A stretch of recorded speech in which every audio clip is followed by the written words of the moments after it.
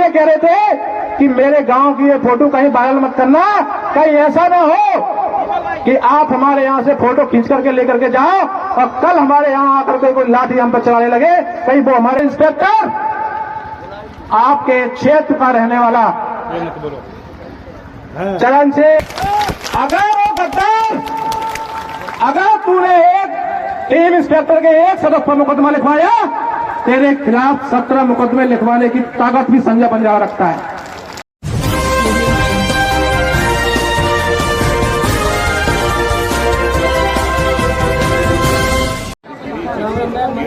परम श्रद्धेय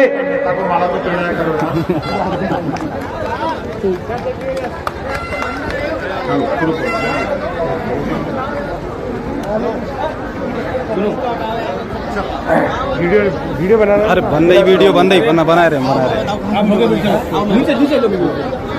परम श्रद्धेय आज के इस कार्यक्रम की अध्यक्षता कर रहे हमारे कार्यक्रम अध्यक्ष महोदय, बंजारा समाज की आवाज उठाने वाले और बंजारा समाज के ऊपर कलयुगी कालिमा को विकास रूपी कलम से दूर मिटाने वाले हमारे आज के मुख्य अतिथि माननीय ओम प्रकाश राजभर जी, हमारे बड़े भाई माननीय अरविंद राजभर जी और मंच पर उपस्थित हमारे प्रिय अंकल जी हरीश नायक जी, गिरीश नायक जी और मेरे युवा साथी और मंच पर मंचासीन सभी सम्मानित पदाधिकारीगण, साथियों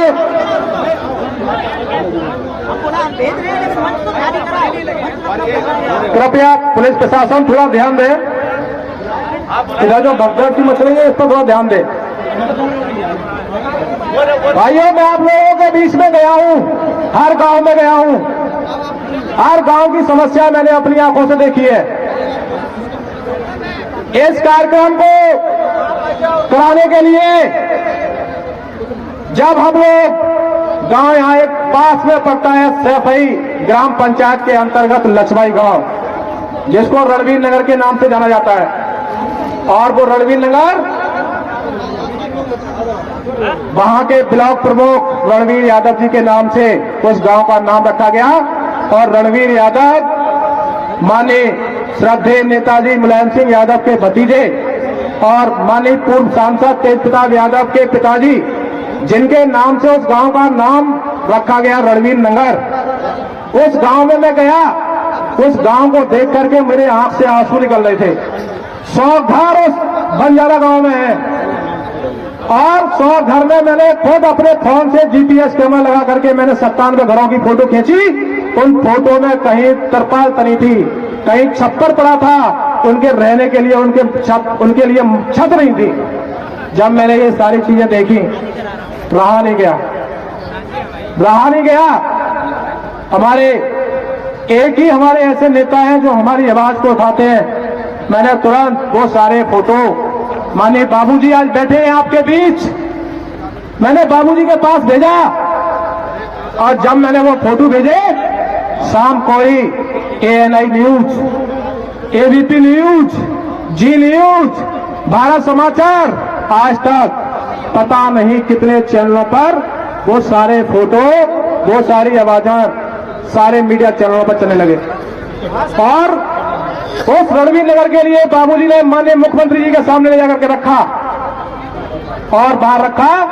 और उस गांव को जो वहां के लोगों ने ऊसर भूमि में दर्ज करा दिया है, जिनका मकसद उस गांव को उखाड़ने का था, उस गांव को बसाने का काम यदि किसी ने किया है तो वो आज आपके बीच उपस्थित है, माननीय ओम प्रकाश राजभर जी ने किया है। साथियों, हमारे लोग, मैं गांव में गया हूं, डरते हैं। उन्हें अब पता चल गया, हमारे लोग डरते थे। रणवीर नगर के लोग भी ये कह रहे थे कि मेरे गांव की ये फोटो कहीं वायरल मत करना, कहीं ऐसा ना हो कि आप हमारे यहां से फोटो खींच करके लेकर के जाओ और कल हमारे यहां आकर के कोई लाठी हम पर चलाने लगे, कहीं वो हमारे गांव को जबरदस्ती ना उखाड़ दे यहां पर। लेकिन उन लोगों को हमने भरोसा दिया कि आप चिंता मत करिए, आप डरिए मत, अब एक मजबूत संगठन बन गया है, एक ऐसा संगठन जो आपके लिए एक मजबूत पहरेदार के रूप में खड़ा है। और वो कोई संगठन नहीं है, वो ऐसे 10, 20, 50 लोगों की एक ऐसी टीम बन गई है जिस टीम का नाम इंस्पेक्टर टीम रखा गया है। और वो इंस्पेक्टर आपके क्षेत्र का रहने वाला चरण सिंह इंस्पेक्टर, वो उस टीम को आज लीड कर रहे हैं। उनका मकसद है कि समाज हमारा ज्यादा से ज्यादा शिक्षित हो जाए, हमारा समाज को ज्यादा से ज्यादा विकास की मुख्य धारा में जोड़ दिया जाए। साथियों, जब हम लोग मजबूत पहरेदार के रूप में खड़े हुए तो बंजारा समाज में के लोगों ने हमसे कहा कि अब परिवर्तन होकर के रहेगा। और उत्तर प्रदेश में जो इसके विरोध में ऐसे गद्दार नेता भी हो गए, उन्हें लगने लगा है कि ये टीम इंस्पेक्टर जो आज समाज को हक अधिकार की बात कर रही है, हक अधिकार को लड़ाने के लिए, हक अधिकार दिलाने के लिए जो बात कर रही है, इन लोगों को कमजोर करो। आप बताओ, क्या हम लोग गलत कर रहे हैं? बताओ, आप लोग हाथ उठा के बताओ। हम लोगों ने जो हमारे कुछ ऐसे नेता हैं समाज के, गद्दार हैं, गद्दार, आज इस मंच के माध्यम से कहना चाहता हूं, कल एओसी एक नेता ने चरण सिंह इंस्पेक्टर को धमकी दी है कि हम आपकी जांच करा देंगे। अरे वो गद्दार, तुझे इस मंच से मैं तेरी औकात बताना चाहता हूं, अगर तू हमारी एक जांच कराएगा, तेरी 17 जांच कराने के हम मादा रखते हैं। अगर वो गद्दार, अगर तूने एक टीम इंस्पेक्टर के एक सदस्य पर मुकदमा लिखवाया, तेरे खिलाफ 17 मुकदमे लिखवाने की ताकत भी संजय बंजारा रखता है। आज से पहले मेरे साथ के लोगों में बाबूजी बहुत लोगों पर मुकदमा लिखवाए गए, उन्हें धमकाया गया। कुछ लोग बेचारे पढ़ लिख करके सरकारी नौकरी कर रहे हैं, उनकी जांच करवाई गई। और वो नेता वो हमसे ये कहता है कि हम डीजीपी से मिलकर के तुम्हारी जांच कराएंगे। तेरी जितनी ताकत हो अपनी ताकत लगा लेना। और हमने भी कसम खाई है, इस बंजारा का एक एक घर हम अपने माननीय बाबूजी को दिखा करके छोड़ेंगे, एक एक घर को माननीय बाबूजी से जोड़ करके छोड़ेंगे। ये हमने अपना लक्ष्य बनाया है। और हमारे लोग, आप बताओ, बाबूजी से हम मिले 17 अक्टूबर को। हमने बाबूजी से कहा, नहीं बाबूजी, आपका एनडीए के साथ गठबंधन है, मेरा समाज ऐसा है जिनके पास कुछ नहीं है। मैं उन गांव में जाता हूं, उनके पास छत नहीं है।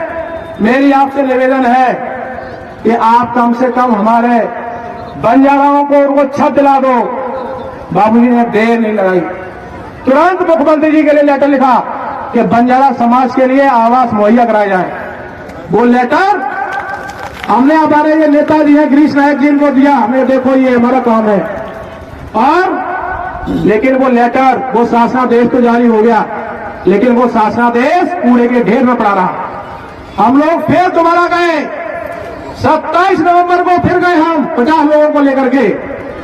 और तो हमने फिर बाबूजी ने कहा, बाबूजी आपने जो लेटर जारी कराया था वो पूरे डांग में पड़ा है, उसका कुछ नहीं हुआ।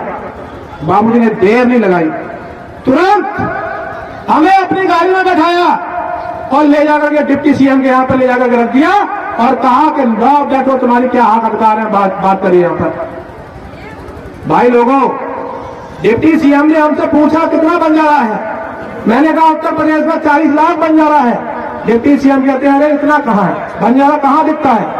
हमने कहा आप हमें समय दीजिएगा, हम आपको दिखाते हैं कि बंजारा कितना है उत्तर प्रदेश के अंदर। उन्होंने कहा कि ठीक है, आप दिखवाओ। बंजाराओं के लिए ना समय देने के लिए जब हमने उनसे बोला तो उन्होंने हमारे बाबूजी को कहा कि आप बंजारा समाज को लीड करो। और उसी दिन फिर बाबूजी वहां पर अड़ गए। मेरे आंखों के सामने की बात है, 25 minute deputy CM Keshav Prasad Maurya ji से बहस चली। और जब वहां पर बहस हुई, बाबूजी वहां अड़ गए और उसी दिन 5500 आवास आप लोगों के लिए स्वीकृत करा करके लाए। आज आप बताओ, आज आपके हर एक गांव में बताओ, क्या आप लोगों की प्रधान आपके गांव का आप लोगों की लिस्ट बनाने आ रहा है कि नहीं आ रहा है? हाथ उठा करके बताओ। आज नहीं आ रहा, आप दलाली कर रहा है, कोई बात नहीं, आपकी दलाली का इंतजाम हम कर देंगे।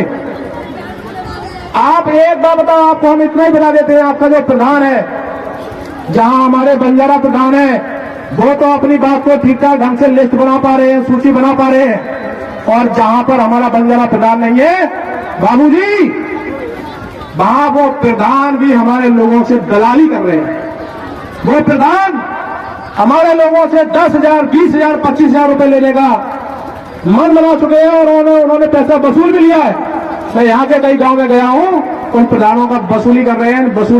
वसूली करने वालों का भी कुछ इंतजाम हो जाए बाबूजी, ये हमारी आपसे निवेदन है।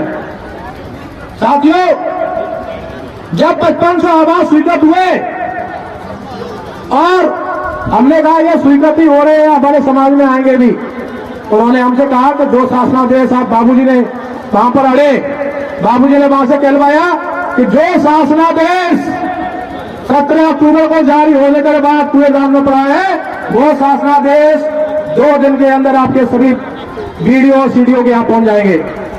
और 2 दिन तो 28 घंटे होते हैं भाइयों। हम वहां से लौट करके घर पर नहीं आ पाए थे कि हमारे पास वीडियो सीडीओ के फोन आने लगे। उन्होंने कहा कि आपका शासनादेश हमें मिल गया है। ये काम यदि किसी ने कराया है तो वो हमारे आदरणीय बाबूजी हैं, और बाबूजी ने हमारा कराया है। आवाज उठाई कि बंजारा के लड़के पढ़े लिखे, graduate, post graduate, LLM, LLB, सब PhD होल्डर लड़के हैं, लेकिन उनके बेटे कभी सिपाही नहीं बने, उनके बेटे मास्टर नहीं बन पा रहे। बंजारों के लड़के कभी उन्हें कभी सरकारी नौकरी नहीं मिल रही। तो लोटाराम निषाद जी हैं, वो कह रहे थे कि बंजारा पढ़ा लिखा ही नहीं होता। तो लोटाराम निषाद जी, आप बहुत मेरी नजर में सम्मानित थे, लेकिन जिस दिन से मैंने आपका ये वीडियो देखा है, उस दिन से मुझे आपकी पार्टी से भी नफरत होने लगी है। आप देखिएगा, मैं बोल रहा हूं, मैं MSc फिजिक्स से हूं, मेरा पूरा परिवार, और यहाँ पर मेरे पास कई एक मार्कशीटों की लिस्ट लगी रखी है। ये जो मेरे पास लिस्ट बनी है, ये सारे पोस्ट ग्रेजुएट लोगों की बनी हुई रहती है। आप लोटाराम निषाद जी देखना चाहें तो देख लीजिए। हम आपको दिखाते हैं कि हमारे बंजारा समाज में कितने पढ़े लिखे लोग हैं, कितने लोगों को उनमें से आपने या आपकी सरकार ने हमें नौकरी दे दी है। आप देखना चाहें तो देख सकते हैं। साथियों, बंजारा भाइयों, आप सोचो, आपकी आवाज जो नेता उठा रहा है, क्या उस नेता को साथ देना चाहिए कि नहीं देना चाहिए? हाथ उठा करके बताओ। तो एक बार जोरदार तरीके से बोलेंगे, बंजारा समाज